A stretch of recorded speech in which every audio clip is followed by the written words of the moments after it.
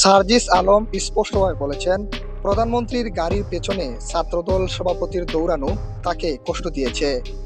তিনি বলেন, একজন ছাত্রনেতার অধীনে যখন লক্ষ লক্ষ ছাত্র থাকে তখন তার এমন আচরণ মানায় না। আওয়ামী লীগের সময়েও তিনি এমনভাবে কাউকে দৌড়াতে দেখেননি বলেও উল্লেখ করেন। আজকে তারেক রহমান বইমেলার উদ্বোধন করতে গিয়েছেন। আমাদের ছাত্র দলের সভাপতি, দুঃসময়ের সহযোদ্ধা, তাদের ভাষ্যমতে আমাদের অভ্যুত্থানের একটা সেক্টরের তিনি কমান্ডার ছিলেন। আমাদের রাকিব ভাইকে দেখলাম আওয়ামী কালচারের মতো সে সময়ে ছাত্র রাজনীতি যেভাবে হয়েছিল তিনি তারেক রহমানের গাড়ির পিছনে পিছনে দৌড়াচ্ছেন। এটা আমাদেরকে কষ্ট দেয়। তার নেতৃত্বে বাংলাদেশের লক্ষ লক্ষ ছাত্ররা রয়েছে।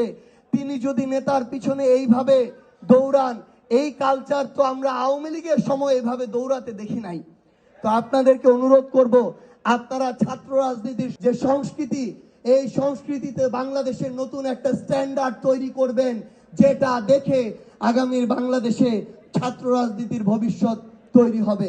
বৃহস্পতিবার বিকেলে কৃষিবিদ ইনস্টিটিউশন মিলনায়তনে জাতীয় ছাত্রশক্তির প্রথম প্রতিষ্ঠা বার্ষিকীর অনুষ্ঠানে বক্তব্য দিতে গিয়ে তিনি এসব কথা বলেন। সার্জিস আলম বলেন, প্রধানমন্ত্রী তারেক রহমান ওমর ২১ বইমেলা উদ্বোধন করতে গেলে সেখানে রাকিবুল ইসলাম রাকিবকে প্রধানমন্ত্রীর গাড়ির পেছনে দৌড়াতে দেখা যায়। বিষয়টি তার কাছে দুঃখজনক লেগেছে।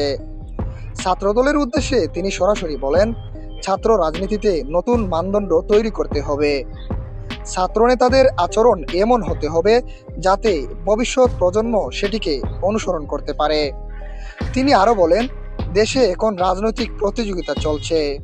ক্ষমতাসীন দল আগের সরকারের চেয়ে এগিয়ে যেতে চাইছে, কিন্তু রাজনীতির চেয়ে অভিনয় বেশি দেখা যাচ্ছে বর্তমান প্রেক্ষাপটে। এম এ আহমদ, দৈনিক আমার জিহাদ।